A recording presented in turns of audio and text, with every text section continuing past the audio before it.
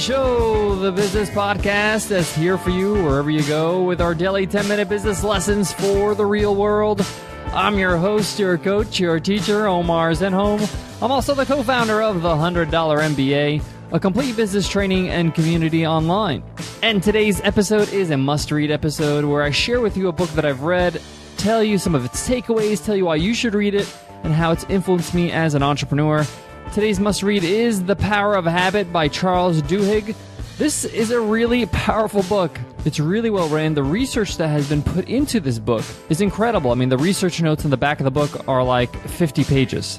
And it's one of those mind-shifting books. It changes the way you think about why you make the decisions you make, the habits that you do, and how to create better habits for yourself. Because remember, as an entrepreneur, you're going to have to manage yourself. You're going to have to manage your time. You're going to manage your habits.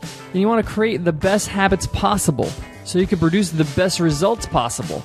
I can't wait to get into this book, so let's get down to business.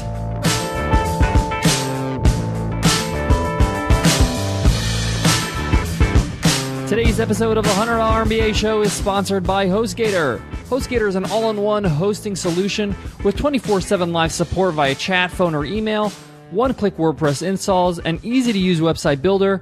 They even offer design services and marketing services like SEO and pay-per-click campaigns, and a whole lot more. And best of all, HostGator's hooking up every listener of the $100 MBA Show with a 30% discount. Just visit HostGator.com/MBA30. That's HostGator.com/MBA30. I decided to read The Power of Habit because I really wanted to form better habits on a daily basis. I wanted to better utilize my time. As an entrepreneur, your time is money. It's your biggest asset. I wanted to make sure that my day was filled with good habits instead of habits that I just did because it's what I was used to before. Things that I hung on to for years, maybe even things I've kept on doing since I was a teenager. I wanted to take a look at the habits I was doing throughout the day and see if I can replace some of the poor habits with better ones. Now, when I started reading this book, I realized it's more than just about creating better habits. It also enlightens you about how habits are formed and the power of habits in our life. Many of the decisions we make on a daily basis have nothing to do with decision making. We actually just do them out of habit. We don't decide to brush our teeth in the morning. We just do it because it's a habit. And those who go for that morning jog every morning, they do it because it's a habit. It's a good habit. They don't have to think about it. They don't decide. They just get up, put their sneakers on, and they go for a run. One of the concepts that Charles Duhigg talks about in this book is the habit loop. And many of us think about habits as one thing, like smoking or biting your nails or going for a jog for that matter. Or in a business setting, writing 1,000 words a day. But habits are actually more than just one thing. There are three components. And he explains this in the book. The first component is a cue. Now this is like a signal to actually ignite or start the habit. The second part is the routine, and that's the actual smoking of the cigarette or going for the jog or writing the words on the page. And lastly, it's the reward. What kind of reward do we get when we do this routine? For cigarettes, it's the buzz. For a jog, it might be the adrenaline. For writing, maybe it's a sense of accomplishment or a sense of significance when we publish our writing. But the point is there are three components. And in order to replace a bad habit, you can't really get rid of the cues, the signal that ignites it, or the reward. You got to get rid of the routine, or you got to exchange it with a different routine. There's a lot of great studies that are shared with you in this book. One of them is a study of Febreze, the odor remover spray, and how they came up with this idea in the 90s. They also talk about toothpaste. Pepsodent was the most successful toothpaste of its time because they created a habit around their product. People were in the habit of brushing their teeth, but by using the cue, routine, and reward system, they were able to create a habit around brushing teeth.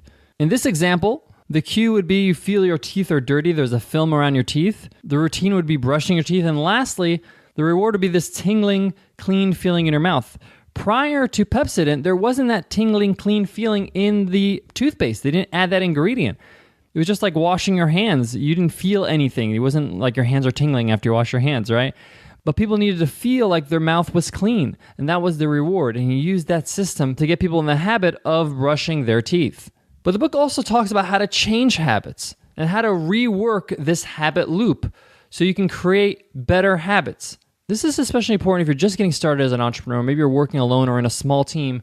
Your habits are so important. You have to be able to have great habits, or you're going to find yourself spending all day on Facebook or YouTube. Because believe it or not, that's a habit too. Now, the book moves on in part 2 and talks about how habits are formed in successful organizations. He goes through this concept of keystone habits, habits that can really influence other parts of the business and eventually the entire business. He then moves on in chapter 5 and explores willpower and how it can be turned into a habit. He shares a study where he shows self-discipline has a bigger effect on academic performance than intellect actually has. So no matter how smart you are, if you don't have self-discipline, your performance is not going to be as good as those who have self-discipline. And then he shares how willpower is a learnable skill, something that can be taught.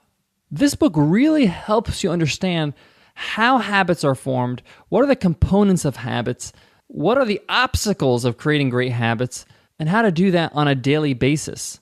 How to start building a life and a routine that's conducive for success, that will help you become successful in your business, in your life. Guys, I got more on today's must-read, but before that, I got to give love to today's sponsor, HostGator.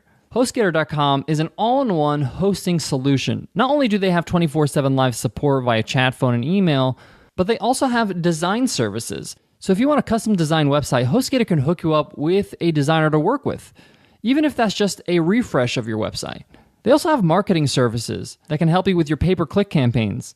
You could also secure your domain names with HostGator. Nicole and I use HostGator for our websites. We find it super easy. Their dashboard is easy to navigate. And best of all, HostGator is giving every listener of the $100 MBA show an amazing discount, 30% off. All you got to do is visit HostGator.com/MBA30 to get your discount. Go to HostGator.com/MBA30. All right, so I talked about why you should read this book, but before I wrap up, I want to talk about how this book has influenced me as an entrepreneur and our business. The first thing it has done, it broke down habits to a science. I understand how habits are formed now. And I started a list of things I want to start doing as a habit, whether that's exercise or reading or learning or growing or writing or whatever it is. I've listed down a few things that I want to start doing as a habit on a regular basis. And now I have the formula. How do I create a habit? How do I make sure I do these things on a regular basis? I've used the formulas that Charles Duhigg offers in this book with the cues, routine, and reward. And I've taken a few things on this list just to get started to see if this really works. And it does. And it helps me become a lot more productive. And at the end of the day, I feel a sense of accomplishment because at least I got the things that I wanted to get done for that day because it's a habit. I don't have to think about it. In fact, tomorrow's lesson is about a habit that I formed after reading this book, and it's titled 4 Steps to Becoming a Well-Read Entrepreneur. I want to incorporate reading as a new habit. Yeah, I read here and there on breaks, but I want it to be a regular habit on a daily basis. I was putting in new, useful information in my brain. Because if you put good things in, you're going to get good things out. And that's the bottom line. If you want to invest in your business, you got to invest in yourself. All right, guys, I hope that helps, and I hope you enjoyed today's must-read episode. Like I said, tomorrow's episode is about the 4 steps of becoming a well-read entrepreneur. This is a little experiment that Nicole and I did. I'm going to be sharing it with you tomorrow.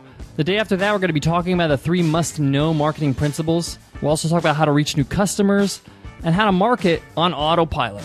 Can't wait to get into those, guys. But before I go, I want to leave you with this. The Power of Habit is not a classical business book. It's more a self-improvement book or a psychology book, but it does help you become a better business person because it helps you become a better person, a more disciplined person, a person that has control over what they do. When you can control your habits, you can really control your day.